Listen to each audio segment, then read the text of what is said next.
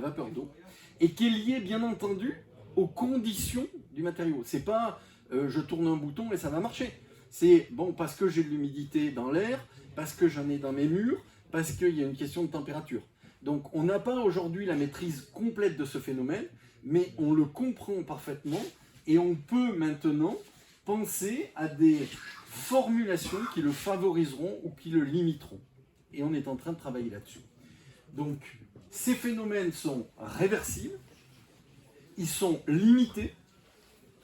À un moment donné, ma courbe verte, elle s'arrêtait. Si j'avais continué, eh bien, à un moment donné, ça aurait repris, mais toujours avec les 5 degrés d'écart par rapport aux deux autres matériaux.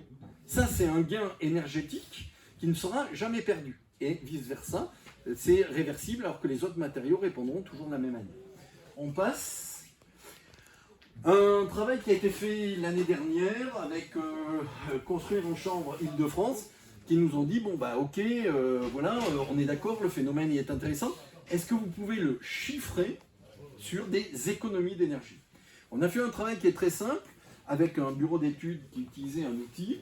On a modifié l'outil, mais on a mis les mêmes données pour un enduit chaud-chambre, du béton de chambre, et on a regardé la consommation si on garde ou si on enlève les phénomènes de transfert hydrothermique. Si on les enlève sur une année type, une année de fonctionnement d'une maison, c'est un cas type qu'on utilise pour tester les outils de modélisation. Si on enlève les performances, les transferts hydrothermiques, c'est facile hein, puisqu'on simplifie les équations, la consommation c'est de 4,6 mégawattheure. Si on fait la même chose en rajoutant les transferts hydrothermiques, eh bien on divise par 3 la consommation. Donc, souvent, dans les calculs tels qu'on les fait, je ne vous dis pas que ce sera toujours un facteur 3. Ce serait vous mentir que de dire ça. C'est sur un cas particulier et une modélisation où on a eu ça.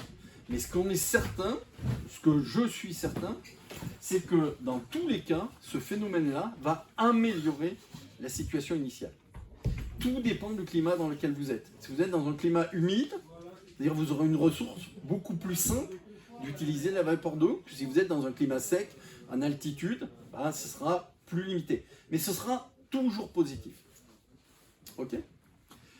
Je crois que c'était... Ah non, oui, ce que je voulais vous expliquer, c'est la CV dynamique. Tu peux tourner. Vas-y, passe. Ça, Bernard vous l'a expliqué. On a eu une petite différence sur les...